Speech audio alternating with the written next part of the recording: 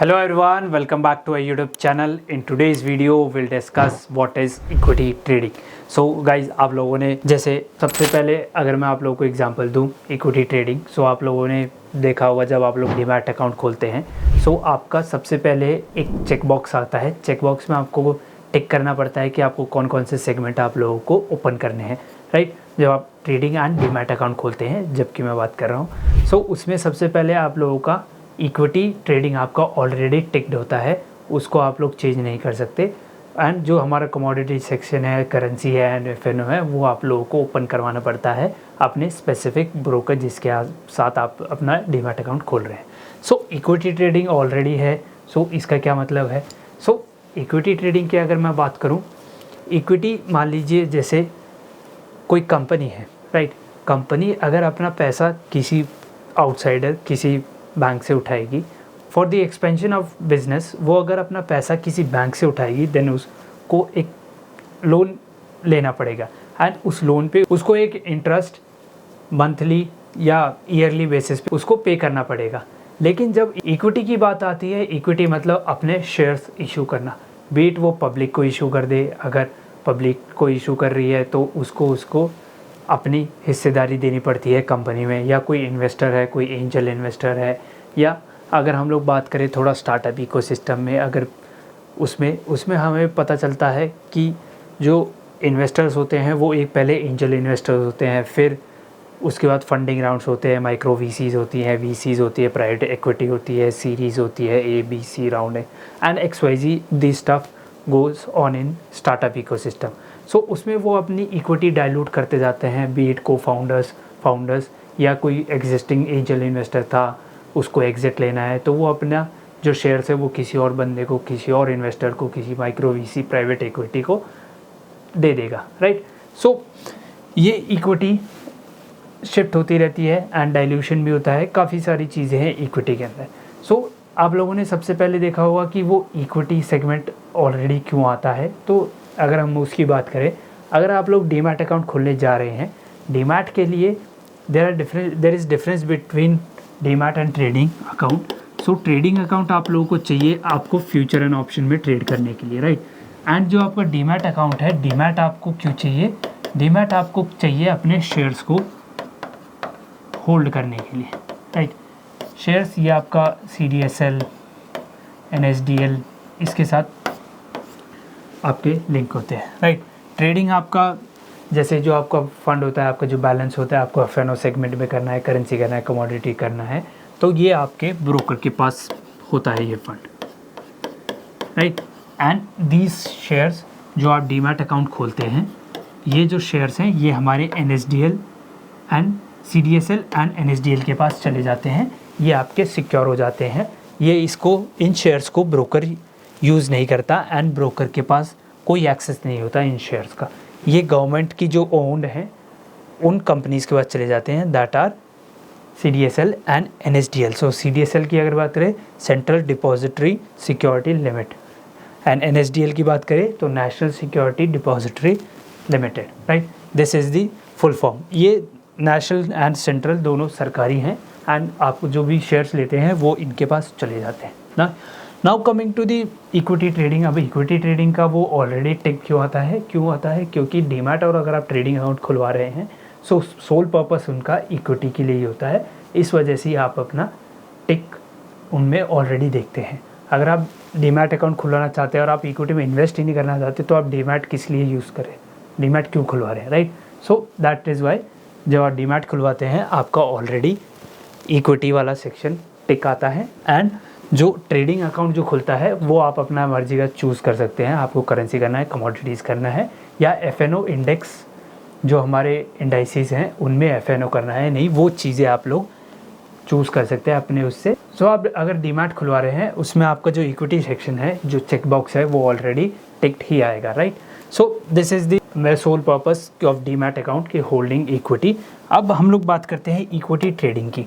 सो equity trading में हम लोग कहें तो equity trading is relatively less risky than the FNO trading और करेंसी ट्रेडिंग और कमोडिटीज़ ट्रेडिंग और बिटकॉइन ट्रेडिंग, XYZ कुछ भी हम फॉरेक्स करते हैं, जो इंडेक्स के या जो हमारी इंडियन मार्केट्स में जो हम फॉरेक्स कर सकते हैं उनसे रिलेटिवली काफ़ी कम रिस्की होता है, और उनसे रिलेटिवली काफ़ी कम रिस्की होता है। सो काफ़ी कम रिस्की क्यों होता है?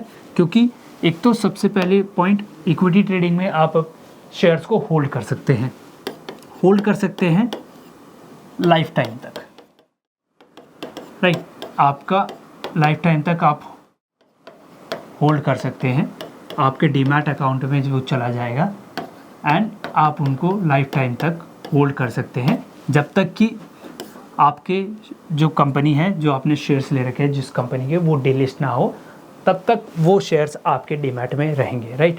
लेकिन एफएनओ में ऐसा नहीं होता। एफएनओ में क्यों नहीं होता? क्योंकि फ्यूचर एंड ऑप्शंस हैं जो एक डेरिवेटिव्स होते हैं किसी अंडरलाइन के।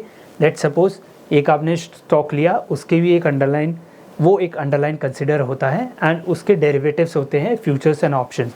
And futures and options has an expiration date जो वैरी करता है कि वो कितने महीने का है, 2 महीने 3 महीने, लेकिन उनके अंदर एक्सपिरेशन डेट ज़रूर होती है।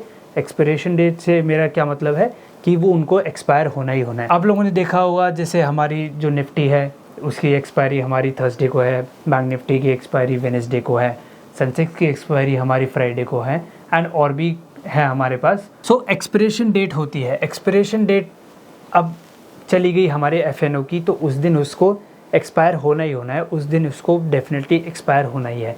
जैसे अगर हम निफ्टी की बात करें, निफ्टी के जो वीकली कॉन्ट्रैक्ट्स हैं उनको हर थर्सडे को एक्सपायर होना ही होना है डेफिनेटली, राइट। अब आप ऐसा नहीं कर सकते उनको होल्ड कर ले, नहीं, आप होल्ड नहीं कर सकते। आप उनको स्क्वायर ऑफ करके अगले एक्सपिरेशन डेट की आप एक फ्यूचर में या आप ऑप्शंस में एक पोजीशन बना सकते हैं, लेकिन आप उसको अनलिमिटेड टाइम के लिए होल्ड नहीं कर सकते। इक्विटी में आप लाइफ टाइम के लिए उसको होल्ड कर सकते हैं। नेक्स्ट एडवांटेज इज़ आपको डिविडेंड मिलता है। डिविडेंड का क्या मतलब है? जैसे आप लोगों में से कोई कॉमर्स बैकग्राउंड से होगा, सो वो कनेक्ट कर पाए होंगे कि कंपनीज़ की जब भी प्रॉफिट जो है वो काफ़ी अच्छा हो जाता है तो वो अपने शेयर होल्डर्स के साथ कुछ प्रॉफिट बांटती है, उसी को हम डिविडेंड कहते हैं। ये मैं बिल्कुल आपको लेमन लैंग्वेज में समझा रहा हूँ।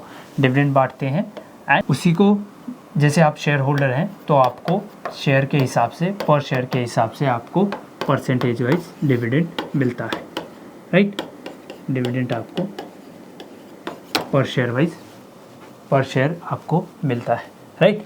सो डिविडेंड है, ये भी आप एक एज एन एक्स्ट्रा इनकम आप इसको कंसिडर कर सकते हैं कि आपने स्टॉक आपका रिटर्न दे रहा है, उसके साथ साथ कंपनी अच्छा कर रही है, प्रॉफिट आया तो वो आपके साथ कंपनी प्रॉफिट शेयर कर रही है, राइट।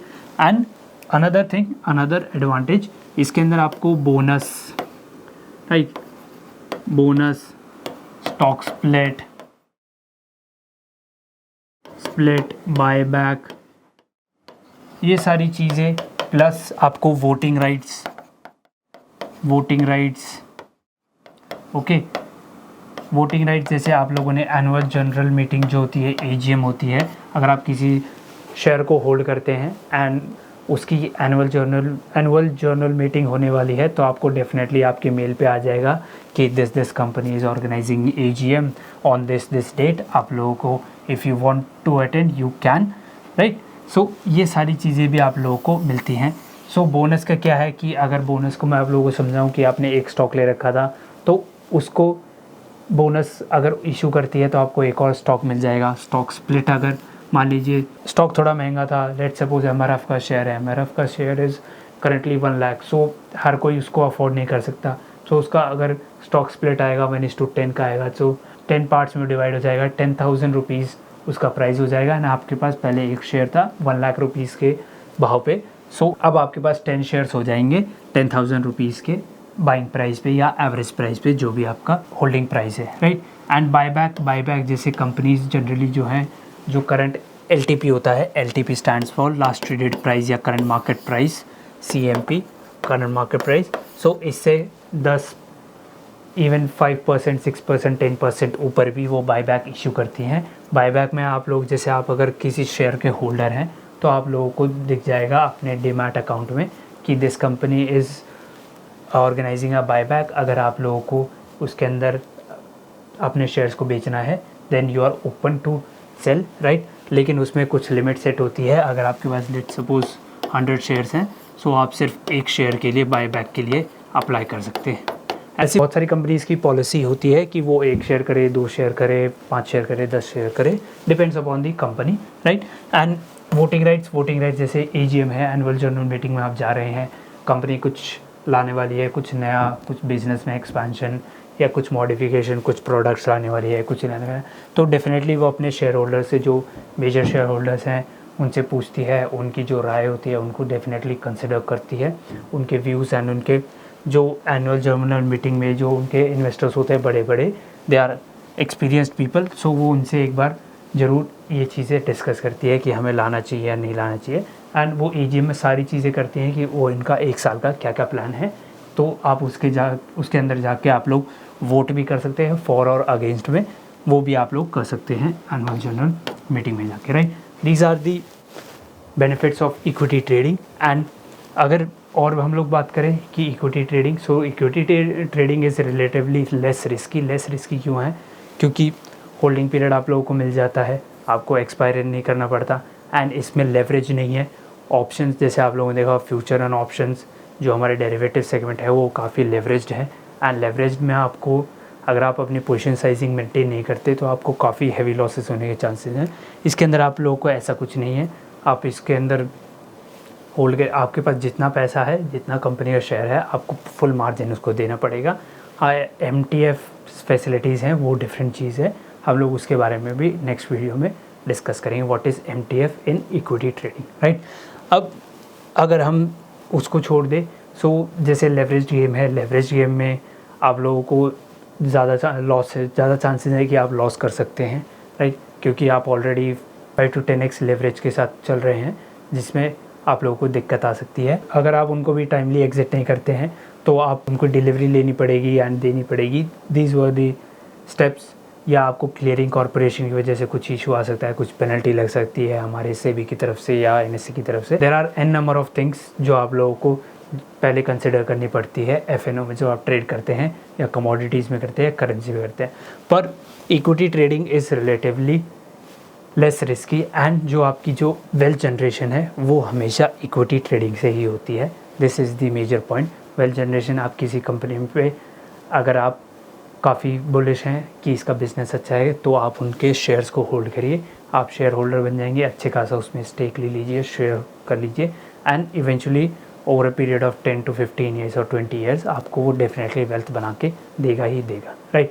डेरिवेटिव्स में आप लोग ट्रेडिंग से कैपिटल जनरेट कर सकते हैं, लेकिन आप वेल्थ कभी जनरेट नहीं कर सकते ट्रेडिंग से, वो आप हमेशा इन्वेस्टिंग से, इक्विटी ट्रेडिंग, जो हम इन्वेस्टिंग करते हैं, इन्वेस्टिंग हम लोगों ने जैसे पढ़ा था, सो वो इक्विटी ट्रेडिंग ही होती है या ETF होती है। इंडेक्स में हम उसको ETF कहते हैं, क्योंकि आप इक्विटी नहीं है हमारे इंडेक्स की। स्टॉक्स में अगर हम करें तो उसको हम इक्विटी कहते हैं। आने वाली वीडियोस में हम लोग ETF के ऊपर भी एक डिटेल वीडियो बनाएंगे, जिसके अंदर हम सारे ETFs को डिस्कस करेंगे। Okay, so till then I hope you find this video very informative. If you do so, hit the like button, share this video and subscribe to our YouTube channel. Don't forget to hit the bell icon so that you'll be the first one to get the notification. And see you guys in the next video. Till then, thank you. Goodbye.